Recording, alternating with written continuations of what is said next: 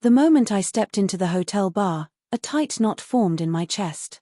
It wasn't the chatter, the clinking glasses, or the faint laughter that unsettled me. It was her, Claire, my wife of 8 years, pressing her lips against another man's.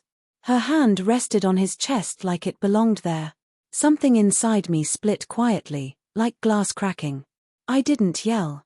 I walked forward slowly, deliberately. Every step weighed down by heat and hurt. Close enough to speak without raising my voice, I said, steady but sharp, "You just ended our marriage." Claire froze. Her face paled. Her companion, a tall, clean-cut man vaguely familiar from old photos she'd shown me, melted into the crowd. Claire stayed. Wide-eyed, she whispered, "You're wrong." The drive home was quiet. My knuckles gripped the wheel until they ached. Claire stared out the window, distant. Finally, I asked, low and simmering, "Who is he?" She fidgeted with her purse strap. "It's not what you think, Daniel." I almost laughed. "What I think?" I saw the kiss. Her hand on him. The look in her eyes. "Explain it," I pressed, burning inside. Her voice was shaky, rehearsed. "It was a mistake. He kissed me." I didn't, I cut her off, voice even but hard. I had seen her hand on his chest. Her silence after that was louder than words. The days that followed blurred into fragments of excuses. It just happened. I wasn't thinking. A moment of weakness. When I asked her to cut him out, she refused. His name was Ryan, her team leader, her travel companion for months. Suddenly, the late nights, new clothes, secret laughter all made sense. I wanted to believe it was only a kiss. But I knew better. One night, while she showered, I saw her phone charging on the table. My hand hovered.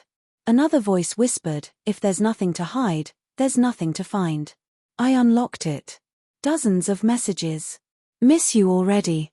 Last night was incredible. Can't wait for the next trip." Selfies, inside jokes, intimate moments I had never known. My stomach turned. She entered the room in her robe. "Daniel," she said softly, face pale. "You went through my phone." I met her gaze, calm but firm. I had sifted through our life together and found a secret world. That night, we didn't speak. I lay awake, replaying 8 years, vows, our home, dreams. Were they lies? Or had she changed into someone I didn't know? The next morning, I packed and left, not in rage, but because staying would let the pain fester. Her messages buzzed, "Apologies, please, I love you, Daniel." It meant nothing. He meant nothing.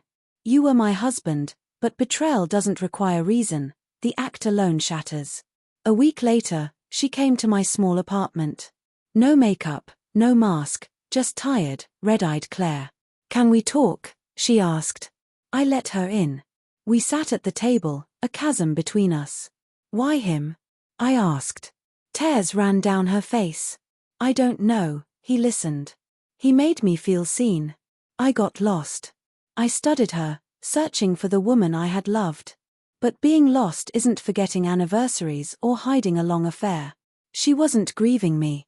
She was grieving being caught. The divorce didn't happen instantly. A small part of me hoped she'd fight. Flowers, sweet words, endless texts, never full honesty, never cutting him out. Months passed. Papers signed. Friends chose sides. Her family pleaded to remember the good years. But forgiveness isn't a gift for others. 6 months later, I saw her in a coffee shop.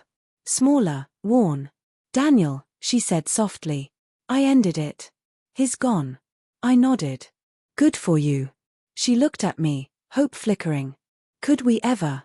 I said gently, "Because the night I caught you, I lost not just a wife, but the version of you I could trust." She nodded, whispered, "I'm sorry," and walked away. A year has passed. The pain isn't sharp, but it lingers, like a scar that aches with weather. I've started dating slowly, no phones checked, no constant reassurance. But that night, the kiss, the betrayal remains a signpost. Trust, but not blindly. I remember my words in the ballroom, "You just ended our marriage." And her reply, "You're wrong."